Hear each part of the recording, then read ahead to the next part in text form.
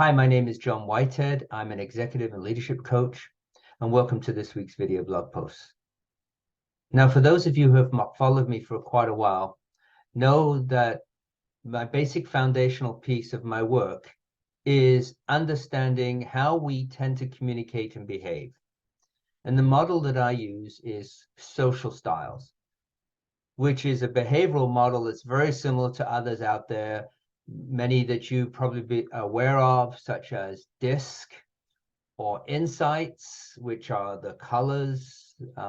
If you've done an insights workshop, you've come home with colored Lego blocks. There are a number of other models out there as well, but social style, DISC, and insights seem to be the three major ones. And what's critical for me is first understanding how I tend to communicate and how I tend to behave, understanding that, and then moving on to understanding how others behave and how others communicate.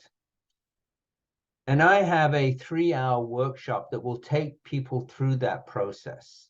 I get them to do an exercise that helps them figure out what their behavioral style is. I will have them many times I have them do an online assessment that will do the same thing, either a self-assessment or a 360-degree assessment.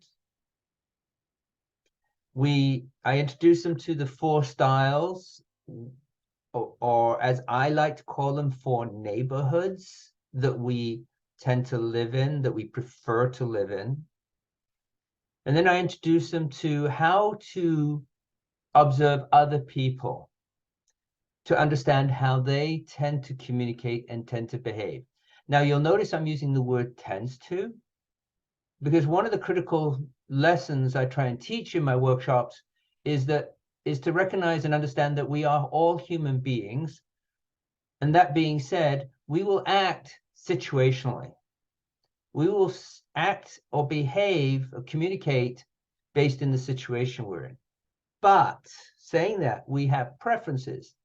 That's why I like this idea of neighborhoods, because we have a place where we feel comfortable, where we feel at home. It's the place that we live. It's the place we go to feel relaxed, feel part of something. That's the neighborhood. It doesn't mean that we don't have to leave our neighborhoods to go shopping, to put gas in the car, even to go to work, but there is those neighborhoods.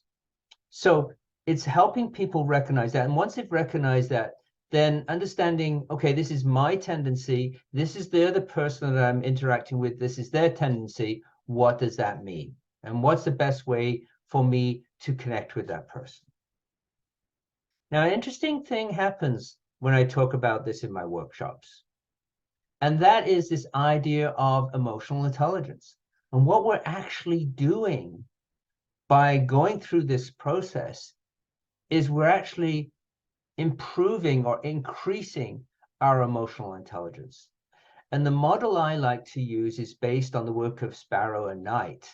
And they have 4 basic steps to how we improve our emotional intelligence. And the first one is knowing ourselves, understanding who we are. The second is controlling ourselves, right? So recognizing, once we understand our own tendencies, our own behavioral style in the context of what we're talking about, is learn how to then be tolerant of others' behaviors without becoming tense, right? Recognize, okay, this is me, this is them.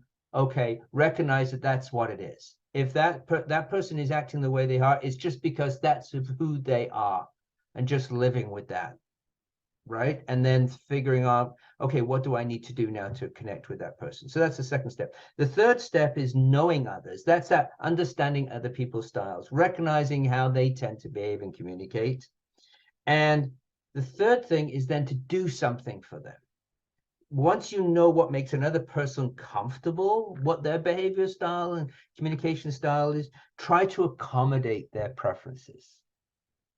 And so what we're doing is we're building that emotional intelligence.